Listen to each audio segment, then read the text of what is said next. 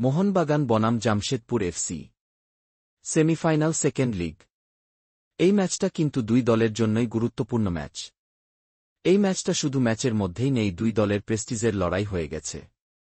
যেখানে ISL champion Mohun Bagan তাদের কিন্তু অলরেডি হারিয়ে এবং শুধু হারায়নি, তাদেরকে চারিদিক থেকে যে ট্রোলিংটাও হচ্ছে। সব মিলিয়ে বলতেই পারি সেমিফাইনালে থেকে বড় প্রেস্টিজের লড়াই হয়ে গেছে দুই দলের কাছে।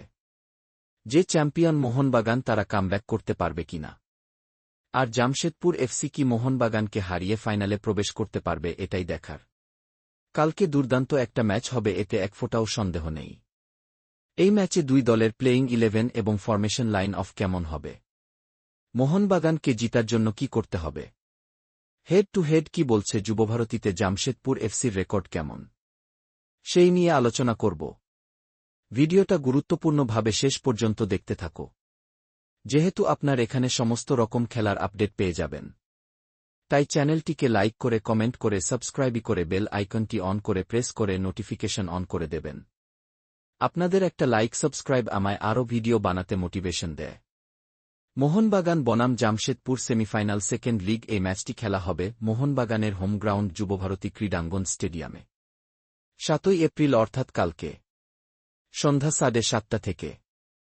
জামশেদপুর ফার্স্ট লিগে তাদের ঘরের মাঠে মোহনবাগানকে 2-1 এগ্রিগেডে মোহনবাগানকে হারিয়েছে। অর্থাৎ বলতে পারি জামশেদপুর সেকেন্ড লিগ সেমিফাইনালে একটু অ্যাডভান্টেজ নিয়ে নামবে, কারণ তারা কিন্তু 2-1 এগ্রিগেটে এগিয়ে আছে। আগে যখন জামশেদপুরের সাথে যুবভারতী ক্রীড়াঙ্গনে মোহনবাগানের মুখোমুখি হয়েছিল, তখন কিন্তু মোহনবাগান জামশেদপুর এফসিকে 3-0 গোলে হারিয়েছিল। তো আশা করছি সেই রকমে আরও একটা ইতিহাস মোহনবাগান সৃষ্টি করবে। এবার বলি মোহনবাগানকে জিতার জন্য কি করতে হবে। মোহনবাগানকে যদি 90 মিনিটের মধ্যে জিততে হয় তাহলে 2-0 ব্যবধানে জিততে হবে। মানে মোহনবাগানকে 2-0 বা 3-1 গোলে জামশেদপুরকে 90 মিনিটের মধ্যে হারাতে হবে।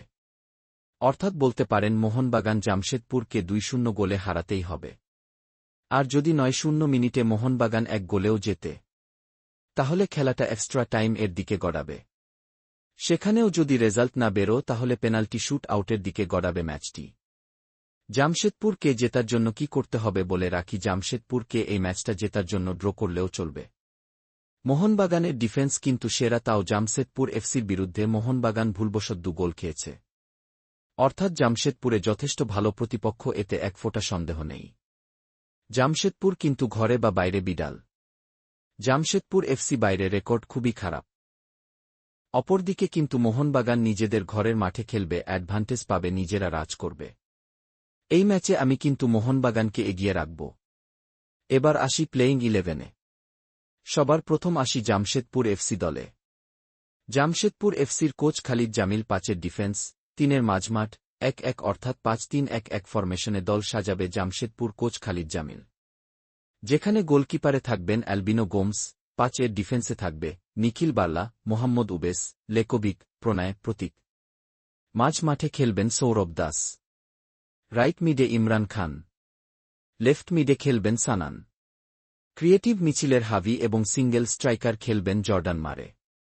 এটা হবে জামশেদপুরের প্লেয়িং 11।